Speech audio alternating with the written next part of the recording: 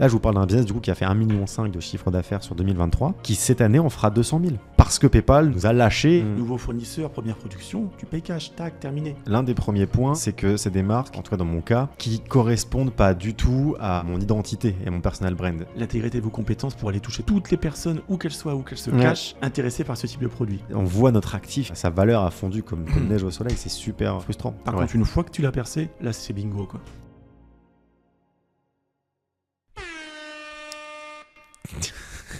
Ok, c'est pour commencer l'épisode. Bonjour à tous sur ce nouvel épisode d'Hors des clous. Alors on n'est qu'à deux aujourd'hui, ça fait bizarre parce que ça fait un petit moment qu'on n'a pas été à deux sur un épisode. C'est un épisode en fait avec une thématique de discussion assez libre sur l'actualité du moment. Une mise au point sur... Mise au point un petit peu, quels sont nos enjeux, notre actualité. C'est la rentrée en fait, on va dire aussi, pour ceux qui nous regardent. Je ne sais pas à quel moment vous allez regarder cette vidéo, mais là, on est vraiment sur la rentrée puisqu'on est le 30 août, c'est ça ? Oui, c'est ça. 30 août 2024. Donc on va attaquer la rentrée, on va attaquer surtout la meilleure période de l'année et la pire à la fois. Là, je parle vraiment pour côté fournisseur puisque c'est le plus anxiogène puisqu'il y a énormément de défis, mais c'est vrai que la partie Q4 de l'année est également, bien sûr, la période tant attendue des e-commerçants. Et puis c'est vrai que de ton côté, tu vas en parler après, mais il y a aussi des bonnes nouvelles, enfin des semi-bonnes nouvelles côté PayPal. On en parle souvent de PayPal, les gens doivent se dire mais qu'est-ce que c'est que cette histoire de PayPal toujours qui revient sur le devant de la scène. Mais bon, il y a moyen maintenant pour vous de relancer un peu l'activité sur la partie e-commerce. Ouais, tout à fait. Si tu veux, je peux développer maintenant. Hein. Bah allez, partons maintenant, puis après on parlera du projet qu'on vient de commencer ensemble, qui devrait être vraiment porteur. Et donc, pour une fois, on peut parler, puisque c'est en association avec un artiste, donc il n'y a pas d'enjeu d'e-commerce, je veux pas que vous parliez de mon produit, je veux pas qu'il soit copié, là, pas de problème. Allez, je te laisse commencer sur la partie... Il est bipé. Tu bipes le nom de la marque. Et d'ailleurs, voilà, comme ça, c'est simple. On dit pas le nom des marques. Ça me permet de faire une petite introduction, d'expliquer pourquoi. J'ai déjà fait une vidéo sur le sujet, mais c'est vrai qu'il y a des gens qui se posent la question de pourquoi est-ce que le nom des marques ne doivent pas être de nos marques e-commerce, on les dévoile pas, parce que c'est vrai, finalement, on parle de business, etc. On parle de chiffres. Donnez-nous pour qu'on puisse voir. Les gens, ils se disent. Mais en fait, il y a plusieurs choses. L'un des premiers points, c'est que c'est des marques, en tout cas dans mon cas, qui correspondent pas du tout à mon identité et mon personal brand. Je vais dire n'importe quoi, mais si demain je vous dis que ma marque c'est des culottes menstruelles, ça va nuire à l'image de ma marque que en fait il s'avère que le fondateur de cette marque-là fait du dropshipping, vend des formations en ligne, etc. Donc il y a un premier point comme ça, c'est que ça n'a aucun sens en termes de marketing que je fasse partie de cette marque et que le founder du coup soit mis en avant. Donc au contraire, on a même des ambassadeurs, on a des représentants qui interviennent au sein de la marque parce qu'en fait, ils ont l'avatar client en eux, ils sont les clients potentiels et donc il y a une cohérence. Mais donc là, c'est le premier point. Donc il ne faut pas que mon image publique soit rattachée à ces marques-là. Ensuite, il y a le côté copier. C'est-à-dire qu'en fait, déjà en état, vu qu'on sait que cette marque est installée depuis un moment, les gens voient bien que c'est une marque qui a des résultats, donc on se fait déjà copier. On se fait déjà voler des contenus, on se fait déjà voler des idées. Et si jamais aujourd'hui je dis la marque avec laquelle j'ai fait X euros à ce moment-là, c'est celle-ci, ça veut juste dire ah putain, je donne de la visibilité sur ce qui fonctionne et en fait après je vais vraiment me faire copier à fond et on va juste commencer à se partager le marché. Et ça c'est les deux raisons principales quoi. C'est des raisons logiques en fait. Mais bon, beaucoup de gens ne comprennent pas forcément. Ils se méfient un petit peu, mais qu'est-ce qui se passe ? Est-ce que les chiffres qui t'annoncent sont vrais, etc. Mais c'est assez logique. Donc non, voilà, le nom de la marque qui a été bipé du coup dans la vidéo que vous avez entendu parce que Romain dit tout. Désolé, ça m'a échappé. Oui, parce qu'on en parlait tout à l'heure en plus, donc tu vois forcément ça se fait naturellement. Mais donc non, on donne pas les noms de nos marques. Pas publiquement. J'ai un projet, et j'en parlerai une autre fois, mais où justement je veux faire du building public et donc construire une marque e-commerce en montrant les coulisses. Mais ça, pour le faire, il faut justement que ce soit une marque où le fait que je sois founder, ça fait sens. Et je pensais justement à des compléments alimentaires. Pour l'instant, je suis là-dessus. Marque de compléments alimentaires. Des compléments alimentaires que moi-même je prendrais et du coup je peux faire partie de la marque, ça serait pas un problème. C'est un petit projet en tête comme ça et donc là ça ferait sens. Mais en tout cas, pas sur les projets en cours. Et donc, dans ce cadre-là, effectivement, vous en avez beaucoup entendu parler parce que je me suis beaucoup plaint, j'ai pleurniché un peu partout, sur LinkedIn, sur YouTube, sur ce podcast, dans les bars de Paris, et de ce blocage PayPal qui nous avait vraiment pris de court parce que ça faisait beaucoup d'argent. C'était le plus gros blocage qu'on a eu parce que des blocages PayPal, on en a déjà eu par le passé. Ça arrive souvent quand on est e-commerçant, ça arrive encore plus souvent quand on a des livraisons qui ne sont pas de 2-3 jours, parce que maintenant, c'est une nouvelle norme en Europe, c'est 2-3 jours. Nous, du coup, ça par contre, je peux le dire, ça vient de Chine, la plupart de nos produits. Et donc, on a des livraisons plutôt entre 4 et 8 jours, et 10 jours pour les colis qui ont du retard. Forcément, on est un peu plus à risque que les livraisons extrêmement rapides.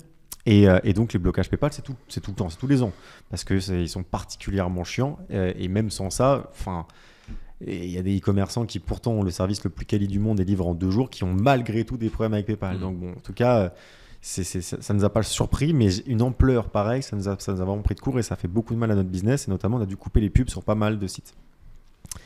Donc voilà pour ça. Alors, je peux faire une parenthèse ou pas, une question dans les propos, mais vous n'aviez pas pensé cette année, alors je sais que PayPal, ce problème de blocage a remis en cause beaucoup de choses dans la suite du développement effectivement de ce site, mais vous n'aviez pas envisagé, là je parle en tant que fournisseur, de stocker aussi une partie des produits en Europe, en France notamment par exemple, ou en Europe. Ça aurait pu, et c'est ce qui se passe quand on a des petits catalogues. Dès qu'on a des petits catalogues, ça c'est l'un des premiers conseils que vous donnez vous aussi de façon, c'est de dire ayez un stock tampon en France, un stock en Chine, et du coup proposer une livraison express et une livraison un peu plus longue pour avoir ce schéma où les gens peuvent choisir, ce qui fait que tout le monde est raccord finalement. Si tu payes plus cher, ça arrive plus vite. Bon voilà. Nous on peut pas, parce que la force de notre marque, c'est qu'elle a un catalogue avec plus de 1000 références. Et la thématique fait que c'est ça qui fonctionne. C'est en fait on est obligé de laisser du choix. C'est du bijou, ça je peux pas de le dire, c'est juste que c'est du bijou dans une thématique singulière. C'est du bijou et il faut laisser beaucoup de choix. C'est là où on a notre croissance, on l'a trouvé là-dessus. On a déjà commencé la marque, on avait qu'une quarantaine de références et on a réussi à se construire comme ça. Puis on essayait de capitaliser sur les best-sellers en faisant plus de créatifs autour des best-sellers. Puis on voyait qu'on était sur un plafond. Ce qui nous a permis d'exploser, d'amener ce business sur l'échelle qu'il a atteint en 2023 notamment. C'est qu'on a compris qu'en fait, c'était une thématique qui plaisait à une audience et que les gens avaient besoin d'avoir du choix parce qu'ils avaient tous des goûts un peu différents malgré tout dans cette thématique. Et donc, on a vraiment beaucoup de références de bijoux. Et donc, faire un stock tampon, c'était malgré tout dans l'esprit, mais c'était beaucoup plus coûteux que si on avait juste 4 ou 5 références et de se dire, on a un gros stock en Chine et à chaque fois 500 pièces de chaque en France qui restent là et puis on réalimente, etc. Nous, il aurait fallu vraiment faire tout un tas de sélections et ça aurait été coûteux parce qu'il y a à chaque fois des minimums, même chez les logisticiens, s'ils leur disent alors j'ai 20 références de ça, 20 de lui, 20 de... ça devient compliqué. Et puis après il y a des opérations de picking qui sont facturées relativement cher aussi par les logisticiens. Donc de fait, dans notre cas, c'était pas possible. Maintenant, moi j'invite tous ceux qui ont des petits catalogues à faire ça, effectivement, se fournir en Chine forcément parce que c'est moins cher et que tu peux malgré tout avoir de la bonne cam, c'est pour le savoir. Et par contre, essayer après, dès que les ressources financières de la boîte le permettent, de jouer des cartes et de jouer avec des logisticiens possiblement en France en ramenant les stocks en France, en tout cas une partie, et de laisser en plus, petit tips, mais la livraison éco et la livraison express, qui du coup est payante et vous pouvez même marger là-dessus, et la livraison éco qui évoque l'écologie et l'économie. Économie parce qu'elle est moins chère, et vu qu'elle est plus longue, elle peut aussi évoquer l'écologie. Et donc c'est un petit tips, tu vois. Enfin, nous, je sais qu'on avait vu une différence quand on avait mis livraison standard et livraison express, puis après on a changé en livraison éco. Et je sais pas, s'était passé quelque chose, je me rappelle qu'on avait évoqué ça. Ouais, tout à fait, on avait parlé. Ça marchait mieux. Et surtout, ça permettait de justifier aussi en SAV, des fois, de dire oui, mais vous avez pris notre ligne éco, et du coup, notre ligne éco, elle est moins polluante, elle est nanan, parce qu'en fait, on prend le temps. Bon, c'est... on va pas revenir sur le débat de la pollution. De toute façon, c'est pas forcément notre préoccupation première, nous, malheureusement, en tant que fournisseur aussi. Oui, nous sommes c'est un métier qui est polluant. En fait, on peut dire des colis qui partent de Chine, que ce soit en avion, plus en avion encore, en train, en camion, en maritime, ça reste une activité polluante de toute façon. Mais bon, effectivement, mais ça fait sens pour vous à partir du moment où vous avez un catalogue qui est très étendu, c'est compliqué, ou alors il faut seulement sélectionner vraiment peut-être quelques produits phares, vraiment votre 20-80 grosso modo, en vous disant mais bon, dans tous les cas c'est embêtant parce que il risque toujours d'y avoir 2 livraisons réellement en fait à payer, puisque les clients peuvent très bien prendre votre colis, enfin le produit qui est stocké en France, mais vont rajouter aussi un produit qui est en Chine. Et là, ça devient compliqué, ça devient brouillon. C'est ça qu'on a un modèle très hybride, parce qu'en plus, pareil, j'ai pas peur de le dire, parce que je pense que c'est même un conseil que je donne. Nous, on a 1000 références, on doit en avoir 300 peut-être qui sont stockés chez vous, qui sont en fait du coup les produits qui se sont quand même démarqués. Et on a 600 références qui sont du dropshipping pur et dur avec AliExpress, parce que tout simplement, c'est des références qui se vendent pas assez ou qu'on n'a pas encore testé, tout simplement, qui viennent créer du volume.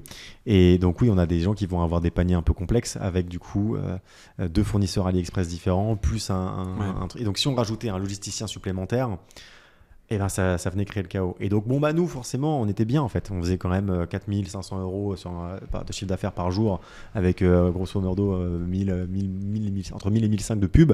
Ça chiffrait bien quoi, donc on était déjà sur une recette qui fonctionnait, on n'avait pas tant de litiges quoi. Enfin, c'est parce que souvent les gens quand je leur parle du blocage PayPal, ils disent oui, vous deviez avoir des litiges.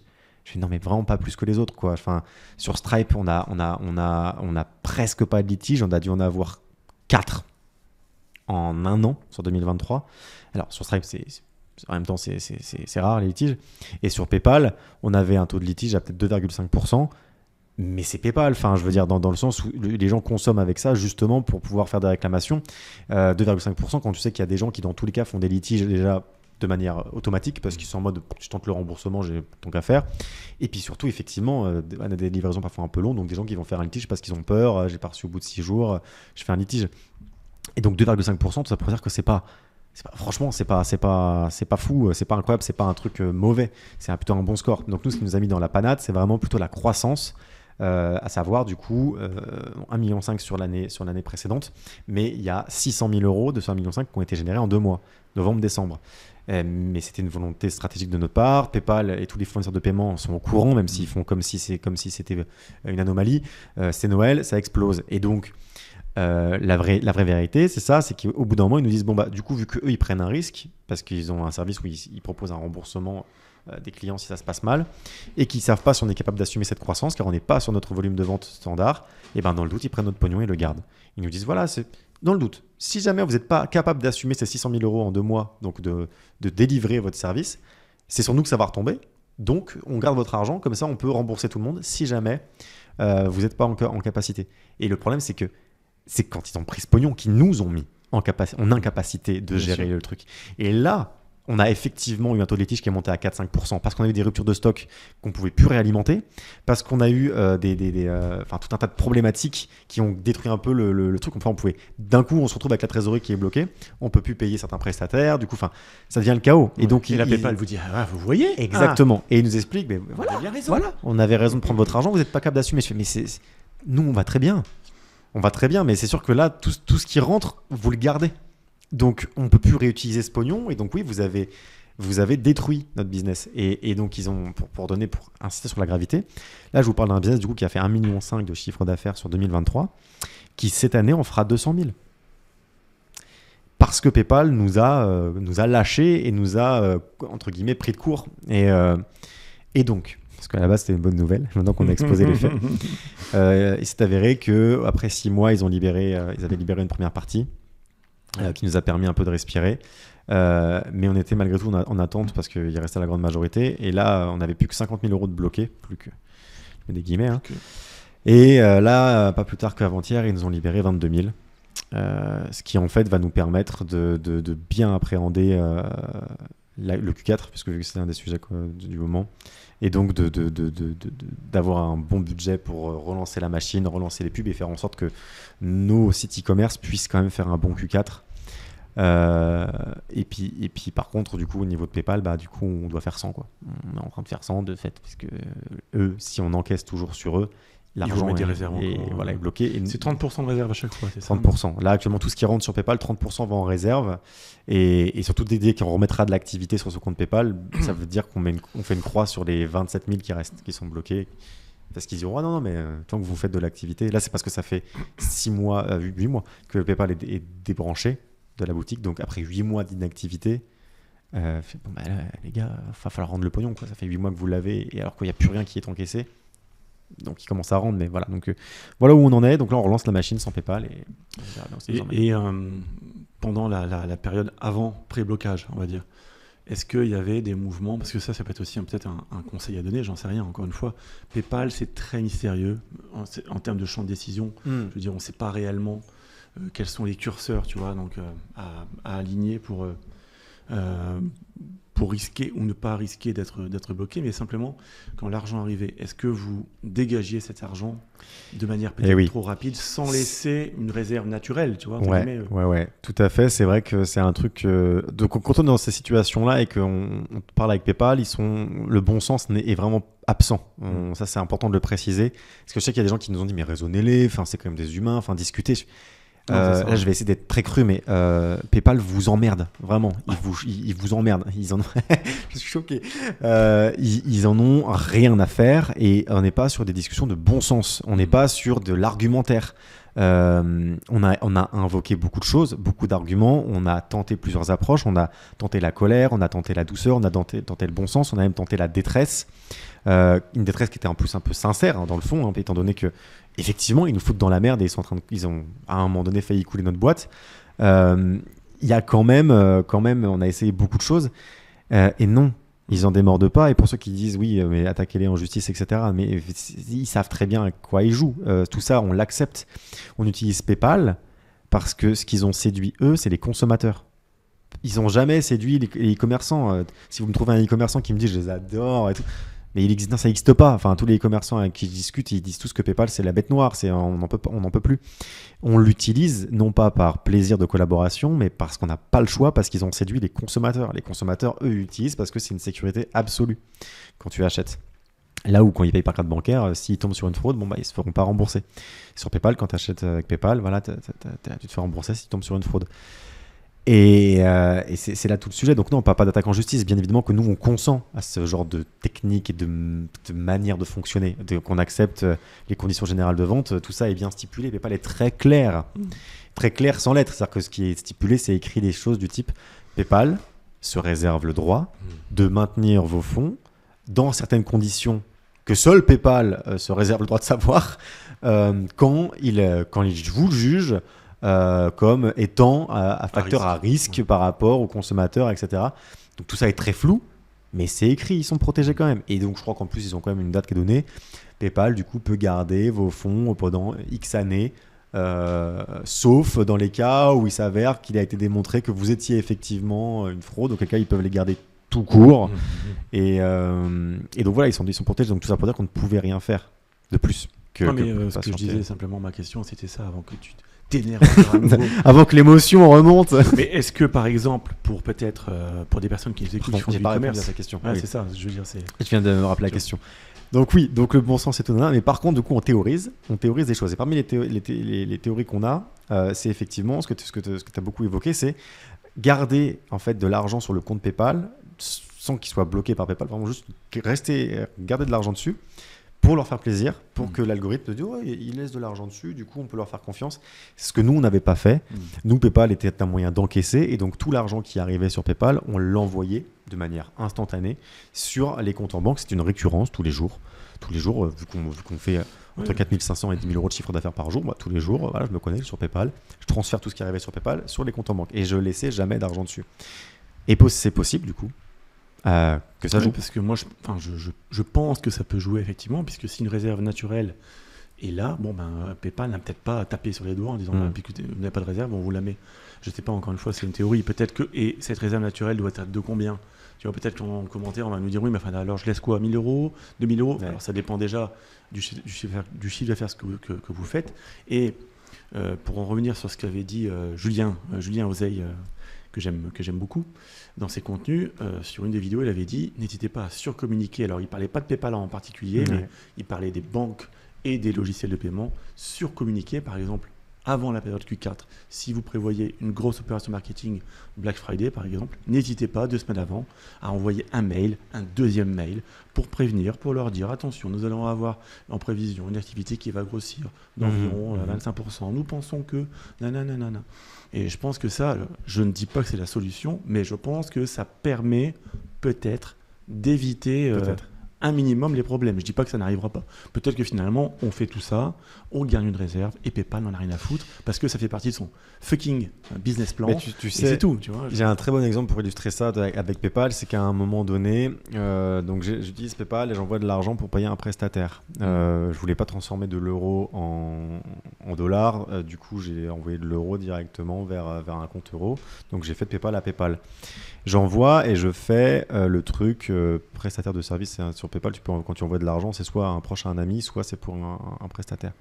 J'envoie avec le truc normal dans ces cas-là, vu que c'est un prestataire. Je sais qu'il y a des qui prennent une part, c'est chiant, mais ils prennent une part. Mais je me dis, bon, bah, c'est le protocole. L'argent qui arrive là-bas, donc chez le prestataire, se fait bloquer. Du coup, la fois d'après, j'envoie en disant, bah, je me dis peut-être que c'est. Parce que du coup, vu que je l'ai envoyé avec ça, avec le truc biens et services, du coup, ça bloque l'argent à l'arrivée en cas de rétrofacturation, enfin du coup de litige. Du coup, je me dis, bah, si j'envoie un proche à un ami, eh ben, il ne peut pas y avoir de litige, vu que c'est un envoi et un don, quoi, en quelque sorte. Donc je me dis, pour éviter ça et pour pas qu'il ait besoin d'attendre 60 jours avant de toucher son argent, cette fois-ci, je lui envoie comme ça. Et cette fois-ci, il se refait bloquer.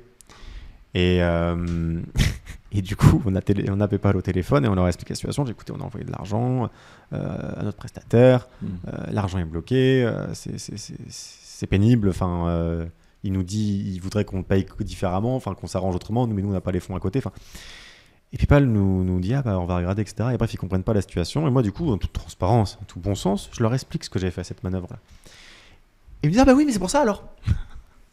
Je fais, mais c'est pour ça quoi? Non, mais si vous avez envoyé en service, en don à un proche, etc., alors vous êtes une entreprise, c'est pour ça que vous êtes bloqué. Ouais.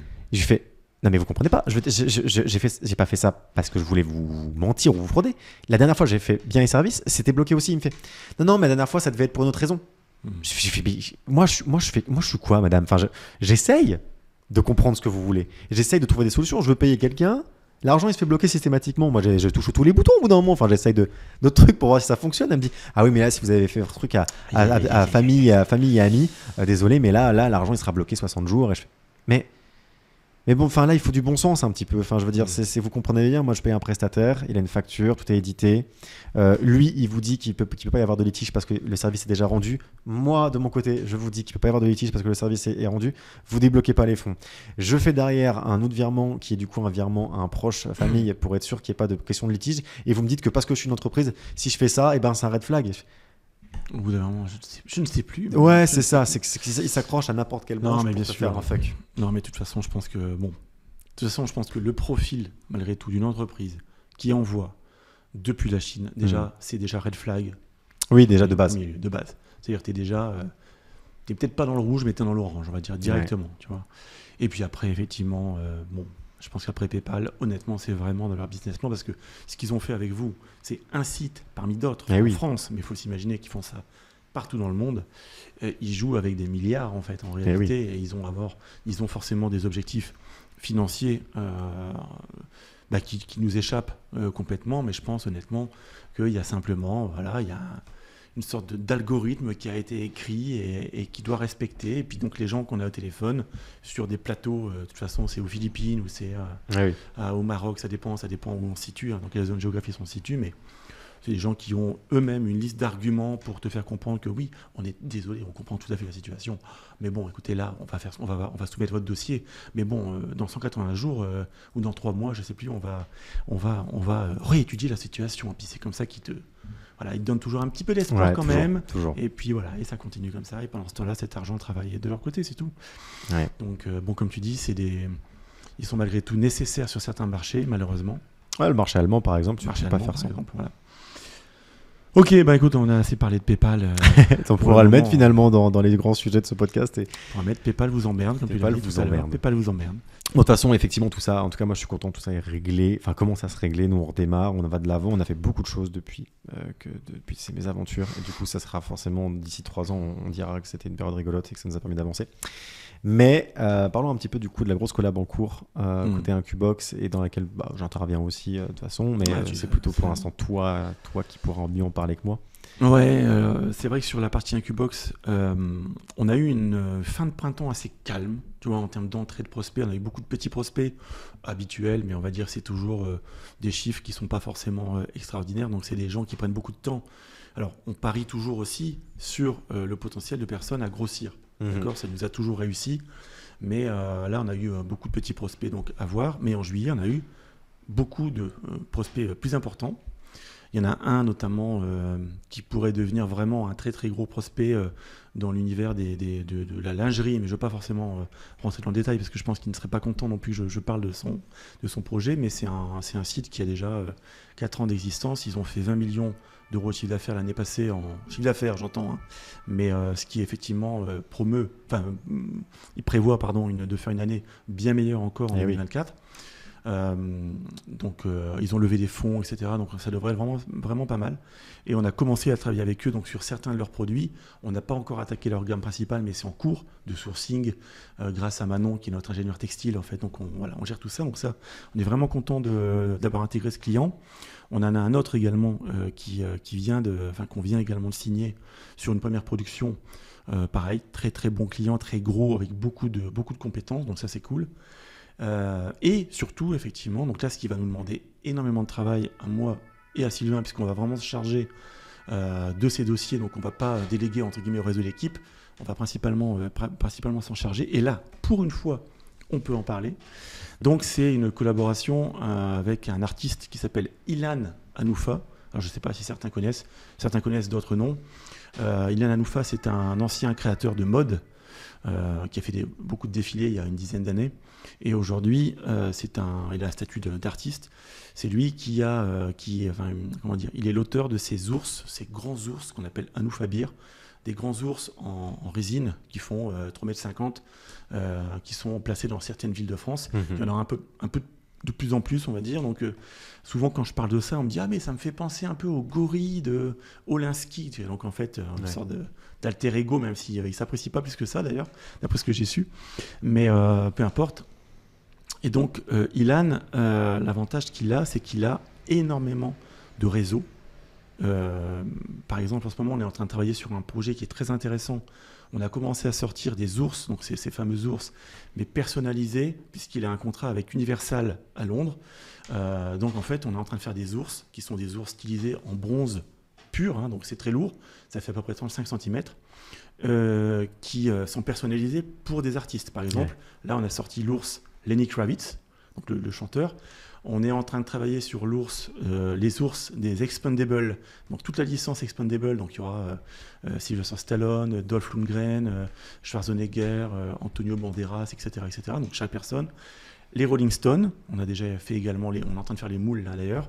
Et chacun de ces modèles sera en fait, on va envoyer ça en Pologne dans le studio de création donc d'Ilan. Et lui va les peindre et ils seront ensuite remis aux artistes, signés et sortis à des éditions limitées. Donc ça, c'est vraiment, je dirais, enthousiasmant comme projet, parce que c'est cool quand on va bosser avec des artistes, etc. C'est vraiment sympa. C'est intéressant. Il est directeur artistique aussi sur beaucoup de projets. On est en train de commencer à travailler aussi sur Les Paradis du Fruit, qui est je sais pas pour certains, c'est une sorte de restaurant, salon de thé, il y en a un petit peu partout en France et ailleurs, et sur d'autres types de projets aussi pour des orphelinats, etc. avec le sceau du ministère de l'Éducation, etc. Donc il y a une reconnaissance d'État. Et donc le projet principal sur lequel on t'a fait rentrer, puisqu'on a besoin des compétences également qui sont les vôtres sur la partie technique, on va dire, donc de création de sites, charte graphique, marketing, etc.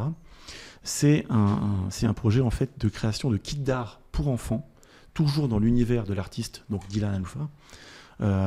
Donc un site internet où on va vendre ces kits aux États-Unis dans un premier temps, en Europe dans un second temps, et puis dans d'autres pays, où en fait chaque enfant donc, pourra recevoir un kit d'art qui va lui permettre d'apprendre les techniques de peinture des grands peintres, guider aussi. Enfin, je ne vais pas rentrer forcément dans les détails techniques de ce kit d'art aujourd'hui, on aura l'occasion d'en reparler. Mais là, c'est vraiment un très gros projet qui va nous prendre beaucoup de temps. Tu le sais, on a eu plusieurs rendez-vous. Alors, Ilan, c'est un artiste, donc c'est vrai que ce n'est pas tout à fait le profil de personnes avec qui on est habitué de travailler d'habitude. Hein. C'est quelqu'un qui va un peu, qui a énormément de projets, qui va dans tous les sens. C'est quelqu'un qui est très passionné.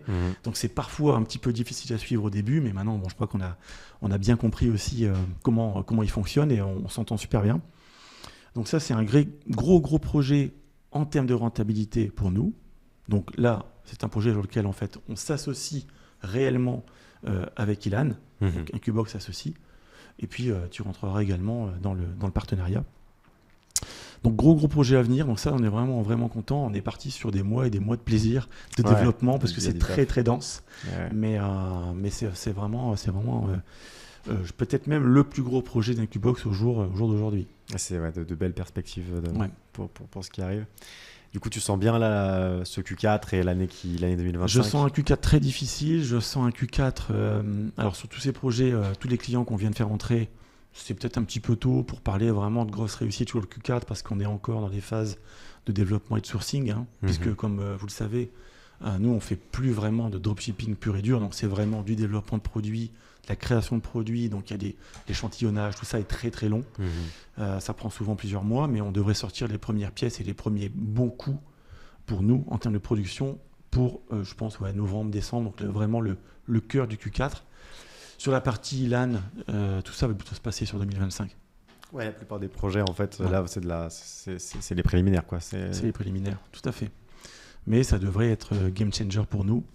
Voilà, c'est ce type de projet. Ça nous permettra également de continuer à nous développer, puisqu'on a encore des recrutements qui sont prévus, donc fin de l'année, je pense, peut-être pas avant.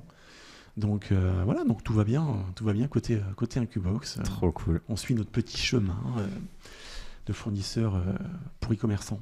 Eh ben c'est trop bien. Moi j'ai hâte de à nouveau participer au chiffre d'affaires d'Incubox à travers mes sites e-commerce qui j'espère vont repartir de plus belle et commencer à écouler les stocks. On a quand même des stocks qui dorment chez vous là, qui font des gros dodos, qui attendent que la pub soit envoyée. Et pour, je les ai vus d'ailleurs en allant au mois de mars. J'étais dans des entrepôts là au mois de mars. Ils m'envoient des petites vidéos. Regarde, des petits produits, ils sont là, ils bougent pas. Attention, ils prennent la poussière. Il s'agirait de commencer à les écouler. Ce qui est dommage en plus, c'est qu'on a un nouvel entrepôt depuis le mois de mars, qui est 2,5 fois plus grand que l'ancien. Donc ça commence vraiment à faire une grande surface et ce sera d'ailleurs pas suffisant bientôt. On va garder cet entrepôt qui est très pratique sur le plan logistique pour l'entrée et sortie des matériaux. On a des produits, on a aussi une pièce de contrôle qualité qui est vraiment bien adaptée. La partie également préparation de colis aussi, c'est vraiment bien foutu en termes de disposition, de pièces, de fluidité de sortie. C'est vraiment bien. Par contre, on va devoir, je pense, louer du coup un deuxième entrepôt simplement de stockage des produits avant qu'on les intègre dans les racks, si tu veux, prêts au départ. Donc on aura deux types d'entrepôts. Mais oui, vos produits sont entreposés vraiment en plus à côté de la salle de packing, puisqu'il y avait tellement de débit à une époque que ça permettait vraiment d'aller venir ça me rend nostalgique. Et pour l'instant, ça bouge pas trop, quoi. L'époque dont tu parles, c'est l'époque où le téléphone n'arrêtait pas de s'allumer pour une notification Shopify toute la sainte journée. Je suis un entrepreneur déchu. Ça va revenir. Non, mais il faut pas rester sur du négatif. En même temps, c'est la force d'un entrepreneur, on va dire. Et c'est une forme de résilience. Affronter les difficultés et rebondir, quoi. Je pense que l'année 2025 sera bien meilleure. Il y a eu une petite cassure en 2024 pour les problèmes. Et je pense aussi que vous allez prendre peut-être le business différemment. Là, on remodèle tout, vu qu'on doit faire en sorte de recréer la même ampleur de business, le même niveau de réussite pour revenir dans notre lifestyle d'avant. Et en même temps, le faire sans PayPal. Ou différemment. Mais en tout cas, c'est ça les enjeux. C'est construire le même niveau de succès sans avoir les potentielles mêmes conséquences. Parce que on pourrait, parce que ça a été évoqué, vous faites une autre structure, une nouvelle boîte, et vous je crois que j'ai un bug micro. Non, tu m'entends? J'entends très bien. Ou alors c'était un bug casque. Peut-être qu'il faut pas que j'appuie là-dessus. Et vous reprenez... je sais plus où j'en étais. Qu'est-ce que je vous disais? Non, du coup, et on pourrait reprendre du coup une nouvelle boîte, refaire une autre boîte, et vous reprenez un compte PayPal, et puis vous relancez, et puis bon, bah voilà, vous changez de structure, quoi. Et c'est effectivement une option qu'on a envisagée. Sauf qu'en fait, la croissance, on a fait 4 ans avec un compte PayPal là, et on n'a eu pas de problème majeur, mais parce qu'on était sur des échelles de chiffre d'affaires moins importantes. Et si on change de structure et qu'on arrive avec le même volume que quand on s'est coupé, et on va avoir les mêmes problèmes avec PayPal, mais dès la première année, voire même dès le premier mois. Tout de suite. On va vous dire, bam, direct, bah ok, vous êtes sur un tel niveau de transaction. Bon, bah on vous... Donc on a même évoqué quand même à un moment donné. Le suicide collectif. Oui, bien sûr, c'est le premier truc qu'on a évoqué. Mais non, on a évoqué le fait de brider le business, d'arrêter de le scaler. Exprès. Ouais. Et de se dire, bon, bah du coup, on reste sur une autre échelle de business, genre... on reste à 400 € de pub par jour, grand max, pour faire 2000 de chiffre, grand max. Et du coup, on garde une bonne renta et tout, proportionnellement. Et après, du coup, on met nos efforts et notre énergie dans d'autres business. Et du coup, on scale d'une autre manière, mais pas sur... Et après, on s'est regardé, on a fait, mais là, les gars, vous vous rendez compte de ce qu'on est en train de dire? C'est par rapport à nos outils, genre on dit non, bah du coup, on va arrêter de faire plus d'argent, on stoppe la croissance. Donc non, il faut juste repenser le business, jouer sans PayPal. Et donc, typiquement, il y a des décisions type abandonner le marché allemand, des trucs comme ça, quoi. Et jouer sans PayPal en Allemagne, ça veut dire, c'est quoi? C'est 50% des conversions en moins? Ça veut dire ne pas faire de pub en Allemagne. Du tout. Ouais. Mais c'est quoi, je veux dire, le niveau de pourcentage de paiement PayPal en Allemagne? Donc nous au jour d'aujourd'hui, même si cette expression ne se dit pas, PayPal représentait 60% de notre chiffre d'affaires, donc plus de la moitié. Et les gens qui sont en Allemagne, qui achètent, payent à 80% avec PayPal. D'accord. Dans tous les cas. Donc en gros, 50% de notre chiffre d'affaires, voire plus, du coup, si on prend aussi ceux qui payent par PayPal sur d'autres marchés. Bref, plus de 50% de notre chiffre d'affaires transite par PayPal. Et qu'est-ce qui explique que PayPal se soit imposé comme ça en Allemagne? Parce que finalement, en France, ça devient alors, je dis pas, si on met pas PayPal sur sa boutique en France, on peut jouer. On se coupe quand même d'un petit pourcentage de conversion, mais c'est plutôt des personnes un peu plus frileuses, un peu plus âgées en général qui utilisent PayPal. Moi, je sais que je ne paye jamais par PayPal. Moi, j'ai un peu acheté PayPal. Je paye par carte, il ne m'arrive jamais rien. Donc, tout va très bien. Donc, je pense que la plupart des gens autour de moi, c'est pareil. Donc, je sais pas, je comprends pas pourquoi l'Allemagne, en fait, reste vraiment... Je t'avoue que j'en sais rien non plus. C'est des habitudes de consommation. C'est un peu de la manière, par exemple, au Danemark, ils payent... avec des moyens de paiement des fournisseurs locaux, notamment je crois que c'est Klarna, il y a iDeal, enfin plein de fournisseurs un peu de ce type-là. Je sais qu'il y a Giropay, il y a Banque Contact, il y a plein de fournisseurs de paiement comme ça qui sont des moyens de paiement. Et je sais qu'en Belgique, par exemple, c'est beaucoup ça en Belgique. Au Danemark, je sais plus si c'est iDeal ou l'autre, mais en tout cas, il y en a plein et c'est des habitudes de consommation qui sont là. Je sais qu'au Danemark, par exemple, ils payent qu'avec iDeal, je crois. Parce que pour avoir un compte iDeal, il faut forcément une entreprise avec un compte européen. Et du coup, ils ont été éduqués à ça. Si jamais vous ne payez pas avec ça, vous allez faire sortir des capitaux de l'économie de votre pays. Et c'est malin. Moi, je trouve que c'est à l'échelle d'une société, c'est malin. C'est-à-dire qu'en gros, si tu fais une boîte à Dubaï et que tu veux vendre au Danemark, tu ne peux pas. Tu vas être obligé iDeal pour que tu crées un compte iDeal, tu vas être obligé d'avoir un compte européen. Si tu veux un compte européen, en tout cas, même si tu arrives à l'avoir avec ta société à Dubaï, il va falloir que tu sois hyper clean. Tu vas pas pouvoir frauder la TVA ou payer juste l'impôt Dubaïot. Enfin, de près ou de loin, si tu payes avec iDeal, tu vas payer des impôts à l'État au Danemark. D'accord. Il n'y aura pas de moyen de faire autrement. Si vous avez un autre moyen, dites-le en commentaire, vous êtes les bienvenus. Mais et oui, ils se protègent, ça c'est intéressant. Et je pense qu'il y a un peu une démarche un peu similaire en Allemagne, une habitude qui s'est installée pour une raison. Et puis maintenant, ils font ça comme ça. Peut-être que c'est juste tout simplement qu'il y a moins de cartes, j'en sais rien. Donc, mais en tout cas, le constat est que nos pubs ROS de 4 en Allemagne, quand il y a PayPal, on retire PayPal et ROS 1,2 quoi. Tu vois, c'est plus rentable quoi. D'un coup, c'est plus rentable. Et donc envisager de sortir de l'Allemagne, en fait, tout simplement. C'est l'idée. C'est l'idée, c'est de se stabiliser en dehors de l'Allemagne, France, Italie, Espagne. C'est des marchés. Et vous avez tenté les marchés des pays du Nord, etc. Ça n'a pas... Vous avez tenté, je crois, ou pas? On a tenté. Pas assez, peut-être pas assez, mais on avait fait une tentative aussi. C'est pareil, je pense qu'il y a quand même des fournisseurs de paiement. Si le Danemark a ce type de sécurité, peut-être que il me semble qu'il y avait des sujets à ce niveau-là. Si t'arrives qu'avec Stripe et PayPal dans ces pays-là, c'est peut-être pas suffisant. Et les USA, ce sera un sujet C'est un sujet. C'est un sujet aussi. Car là, effectivement, on peut se passer de PayPal. Par contre, il me semble que le budget moyen publicitaire est plus élevé, non? Oui. Ouais, c'est plus concurrentiel les US, mais c'est vrai que moi, c'est un marché que ça fait longtemps que je le regarde comme ça, que je vole des idées aux US, et que j'ai jamais attaqué. L'avantage des États-Unis, c'est que quand tu crées des créatives en anglais, tu les utilises sur un pays, mais qui est grand comme un continent, quoi. Donc, tu touches énormément de gens. En fait. Ouais, tu peux, si tu arrives à être, tu vas plus difficilement toucher ton plafond, quoi. Tu peux, si tu arrives à trouver une recette qui fonctionne aux US, que tu es rentable, etc., tu vas peut-être pouvoir scaler plus longtemps. C'est vrai qu'en France, au bout d'un moment, je dis bien, ça dépend de la taille de ton marché, hein, mais au bout d'un moment, tu peux plus facilement toucher un plafond de verre. Chaque nous, dans notre thématique, elle est quand même très nichée. Au bout d'un moment, quand tu fais 1 000 € par jour dans cette thématique, juste en France, tu sais que tu es en train de capter tout l'argent des Français concernés dans cette thématique, dans leurs dépenses quotidiennes, quoi.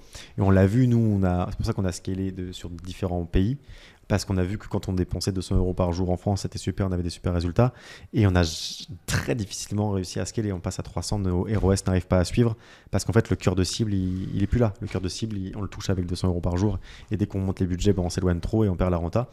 Donc on a préféré faire 200 en France, 200 en Espagne, 200 en Italie, 600 en Allemagne, parce que ça marchait terriblement bien, et le marché est plus grand en Allemagne. Et on avait même du budget UK aussi pendant un temps.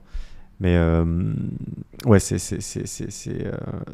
la manière de scaler va dépendre beaucoup de ton business, en fait. Donc aux US, t'as pas ce sujet-là. Aux US, c'est tellement vaste. Et c'est US et Canada finalement en plus, donc, en réalité. Puis t'as l'Australie au passage derrière. Enfin, t'as tous les pays anglophones en vrai où ta pub, du coup, si elle fonctionne, tu peux la tenter ailleurs, quitte à faire 2-3 modifs, mais t'as des marques qui ont des gros scaling comme ça qui font US, Australie, UK. Je pense qu'il faut être prêt, par contre, de l'expérience que j'en ai à travers les clients qui ont travaillé sur ces marchés. Il faut être prêt, je crois même, à des dépenses publicitaires assez importantes pendant un temps donné avant de réussir à percer le marché. Par contre, une fois que tu l'as percé, là, c'est bingo, quoi. Mais ça, c'est comme tous les marchés. C'est juste que c'est peut-être plus long sur le marché US parce que du coup, c'est plus cher. Plus long et plus cher, du coup. C'est ça. Ouais. Mais par contre, c'est vrai, c'est ce que je disais sur Facebook.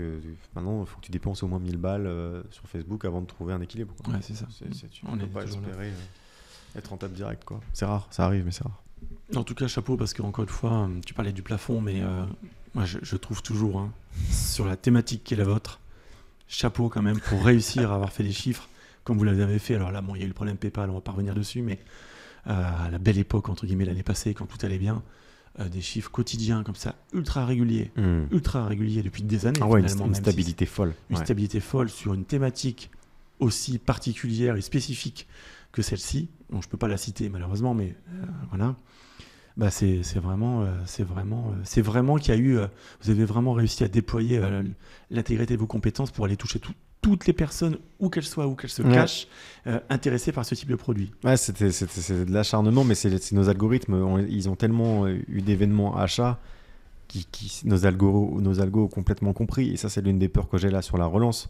C'est que c'est plusieurs mois où les algos sont coupés, quoi. Ouais.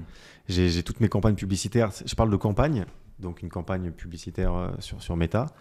Quand tu mets la section depuis sa création, pour voir toutes les datas depuis sa création, dans des campagnes, il y a plus de 10 000 ventes retenues et enregistrées par la campagne publicitaire. Mes campagnes ont une quantité de data, je veux dire, elles savent très très très bien devant qui diffuser. Et c'est pour ça que Meta, je le répète souvent, mais on n'est pas en train de se battre. Quand tu lances un truc, tu n'es pas en train de te battre sur 3 mois. Je suis pas rentable.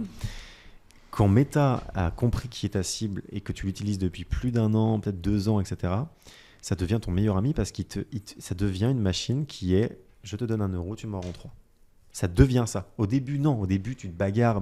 Et moi, c'est ce que je dis souvent à des clients. On ne cherche pas la renta au début. On cherche... Oui, mais ça, c'est difficile à entendre. Ah oui, c'est super dur parce que surtout que les budgets sont serrés, etc. Et genre, oui, mais j'ai déjà dépensé 10 000, etc. Enfin, forcément, c'est compliqué. Mais Mais en même temps, le jeu en vaut tellement la chandelle. Et c'est pour ça que vraiment, ça a été un coup dur, le blocage payable, parce qu'on était en mode putain, alors là, ça y est. Sur cette thématique si singulière et tout, on a trouvé tous les rouages, on a mis tous nos process, tout est bon. Une croissance de fou furieux. Et sur une thématique où tout le monde, quand tu leur dis les chiffres, ils font ça marche à ce point. C'est pas que ça marche à ce point, c'est qu'on est tellement chargé de data qu'effectivement, comme tu l'as dit, toutes les personnes qui aiment ça, ils nous connaissent. Et voilà. Et puis, faire du jeu après quand PayPal nous bloque la croissance. Mais c'est vrai que c'est fou. Et donc la boutique a 4 ans et demi, 5 ans maintenant. Enfin 5 ans si on compte cette année, mais qui est une année à vide. Et tu sais que même pour la vendre, on avait fait un peu l'estimation. Ouais. Putain, c'est l'actif, quand il tourne, il vaut, il vaut peut-être 1 million, entre 500 000 et 1 million en cash. Et après une année comme ça, c'est comme un bien immobilier j'en sais rien, où t'as tous les travaux à refaire. Enfin bref, en tout cas, il y a des souris par exemple, le bien immobilier, il y a des fuites, gros dégâts des eaux. Et là, on voit notre actif qui a sa valeur a fondu comme neige au soleil. C'est super frustrant. Tu fais putain, c'est dingue. Et là, effectivement, même si on veut le vendre dans 5 ans, il y aura des questionnements. Alors, je comprends pas. Vous avez un truc comme ça. Vous avez une descente aux enfers. En même temps, il y a une explication concrète. C'est pas non plus on n'a rien foutu là, on est parti en vacances, tu vois. C'est vraiment l'explication concrète, explicable, justifiable par des éléments concrets en fait. Mais bon, oui, c'est vrai que ça peut d'évaluer malgré tout. Tu fais, du coup, il est faillible votre business, il peut se passer ça. Là, en fait, je voulais sortir 1,5 million, mais c'est vrai que là, vous me faites un peu peur. C'est vrai qu'à tout moment, il peut se passer le même scénario, mais avec un autre fournisseur de paiement. Alors que c'est beaucoup moins sexy, en tout cas, qu'une courbe sur 6, 7 ans, 8 ans, 10 ans.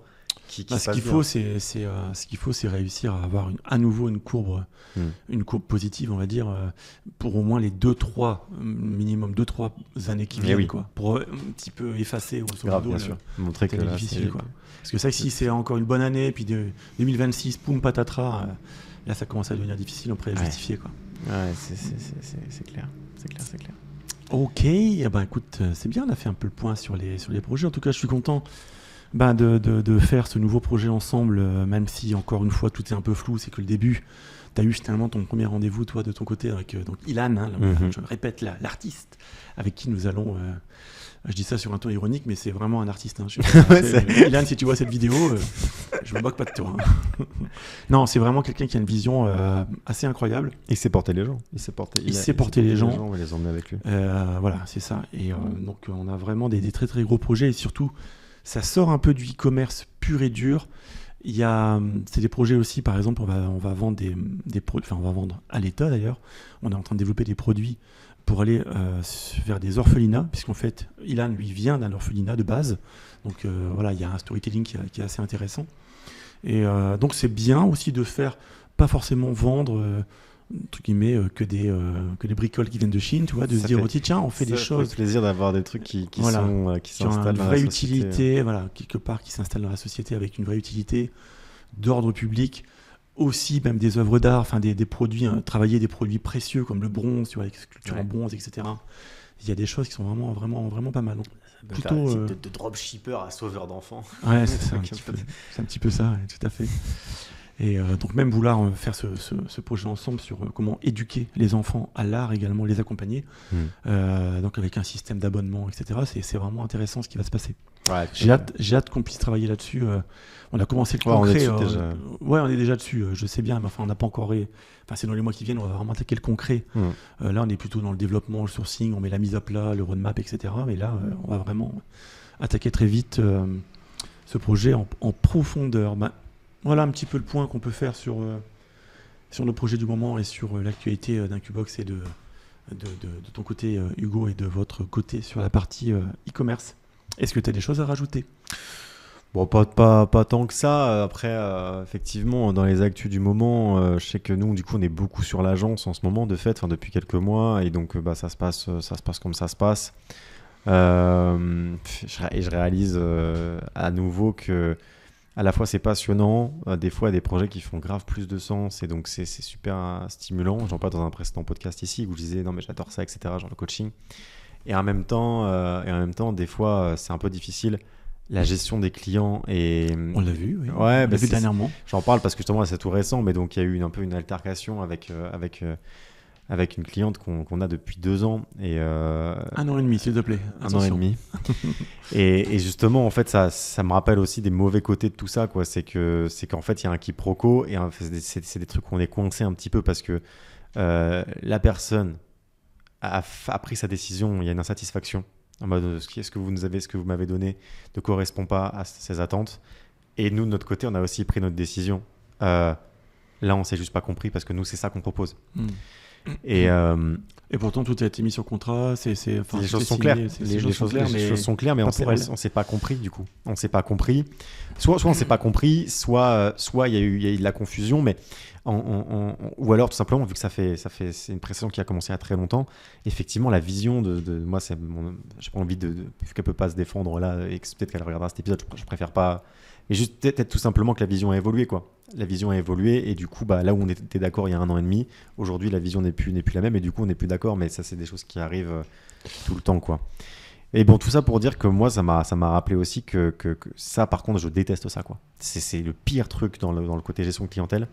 C'est des conflits qui ne peuvent pas se résoudre. Ou là, on va essayer du coup de trouver des compromis et de s'entendre. Mais qu'est-ce que c'est pesant et que ça prend de l'énergie pour rien. Et ça faisait longtemps que ça ne nous était pas arrivé. Tu vois, nous on a un niveau de satisfaction qui est super élevé. Non, mais vous êtes toujours dans la bienveillance de toute façon.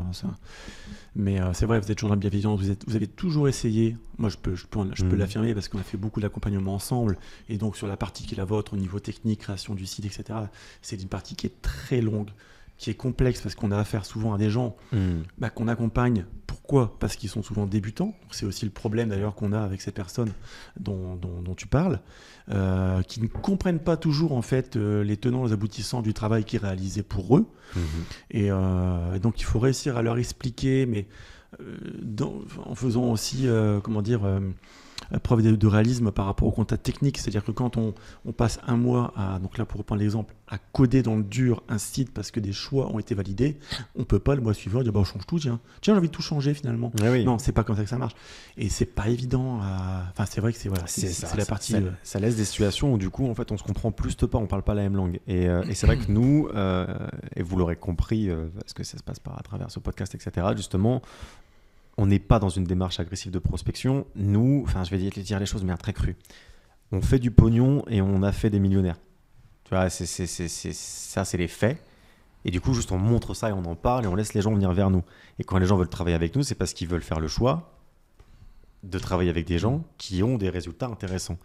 Et du coup, moi, j'avais un peu naïvement peut-être cette pensée de si on fait ça comme ça, il va pas y avoir de conflit client parce qu'en fait c'est les gens qui sont en demande et malgré tout du coup je vois que si ça peut arriver et ça me frustre au plus haut point. C'est vraiment pas agréable et du coup sur le côté agence là, ça me fait des gros points noirs et il n'y a pas que ça parce qu'en fait tu vois ça c'est des problématiques côté agence mais t'as aussi ça vous connaissez aussi chez Incubox des putains d'impayés quoi.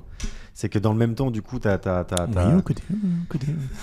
si, coucou, il y en a aussi là qui mais je veux dire des impayés plus drastiques. Genre nous on est là et entre guillemets vous dans tous les cas même si notre relation elle est amicale on est un peu pris au piège aussi dans tous les cas on peut pas s'enfuir. Non mais tout à fait nous c'est une situation qui est un petit peu particulière puisqu'on est effectivement les fournisseurs associés sur tellement de choses, on est associés sur plein de choses, etc. Mais et puis là, c'est un cas très très très particulier. Vous avez des gens qui ont disparu avec un taux d'endettement qui et c'est. Mais j'en parlais ce matin un peu en m'énervant d'ailleurs hors caméra, mais plus généralement, moi, c'est vrai que ce qui peut m'agacer parfois dans la relation client, ça se passe toujours très bien. Franchement, la plupart du temps, c'est très très rare les gens qui n'ont pas été satisfaits. Et en général, c'est parce qu'il y a eu un quiproquo, il y a eu un malentendu, il y a eu une incompréhension à un moment, ou plusieurs facteurs en même temps, si tu veux, qui font tiens, il y a eu un problème, mais c'est très très rare. C'est très rare. Par contre, ce qui est moins rare, effectivement, c'est les gens qui considèrent que, tu sais, sur une facture, on met une date de paiement et qu'on se dit, ouais, je paierai quand je pourrai. Enfin, il y a pas de. Mais je paierai, ne vous inquiétez pas, je suis pas un mauvais payeur. Hein. Ne m'insultez pas. Et non, mais simplement, quand on te donne une facture, c'est-à-dire que nous, sur la partie fournisseur, on paye les fournisseurs en amont, c'est-à-dire que quand on passe la commande, alors oui, on peut avoir des accords avec certains fournisseurs qu'on connaît bien parce qu'on a déjà des développements en cours chez eux, des productions, mais si c'est par exemple un nouveau fournisseur, en Chine, c'est pas comme ça que ça marche. Nouveau fournisseur, première production, tu payes cash, tac, terminé. Donc nous, on peut avoir parfois avec certains clients, on va faire des étalements de paiement bien particuliers, vraiment pour certains clients, où il y a de l'historique aussi, tu vois. Mais dans tous les cas, quand tu as une facture, tu es censé la payer. Enfin, moi, ça me paraît toujours bizarre. Et il y a certains clients qui nous engueulent en nous disant « Oui, mais arrêtez de me dire, arrêtez toujours de me relancer, ça commence à bien faire. » Et on a eu effectivement des gens qui nous ont dit tout à fait naturellement « Mais bon, ne vous inquiétez pas, je la paierai quand je pourrai. » Surtout que c'est même effectivement, tu as des personnes qui s'énervent sur les relances, mais les relances, elles sont protocolaires aussi. Tu vois, quand tu fais du business, et du coup, en plus, nos clients en font aussi. Donc, c'est pour ça que des fois, c'est vrai qu'il y a des moves, tu comprends pas trop. Moi j'ai des alarmes quoi, je relance toutes les factures Bien impayées sûr. parce que c'est quand tu as un mois, 2 mois de retard ou d'un moment tu dis c'est le truc, enfin en fait c'est des garde-fous, c'est des process, et quand je pense à n'importe qui fait preuve de bon sens, tu lui expliques ça, je tiens une entreprise et je délivre un service, je facture ce service, j'ai des factures du coup qui sont en attente de paiement. Bon, dès que la date est passée, il y a une première relance automatique. Et ensuite, il y a une relance tous les 3-4 jours parce que c'est le jeu. Il faut payer, c'est jeu. Si tu n'étais pas en capacité de payer tes factures, il ne fallait pas commander une marchandise, par exemple. Dans mon cas, de fournisseur.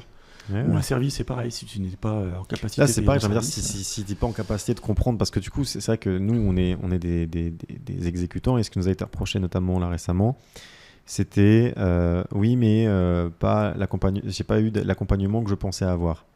On en propose des accompagnements, mais c'est juste pas la même prestation. En fait, là, c'est une prestation d'exécution, c'est-à-dire qu'en gros, je vais faire un truc à la con, mais c'est on te fait une maquette, enfin, tu nous expliques ton projet, bien sûr, tu nous expliques le projet, etc. Le projet est expliqué, on te maquette le truc, on te fait une proposition basée sur notre expérience. C'est pour ça qu'on nous contacte, je veux un site qui va performer par rapport à mes objectifs.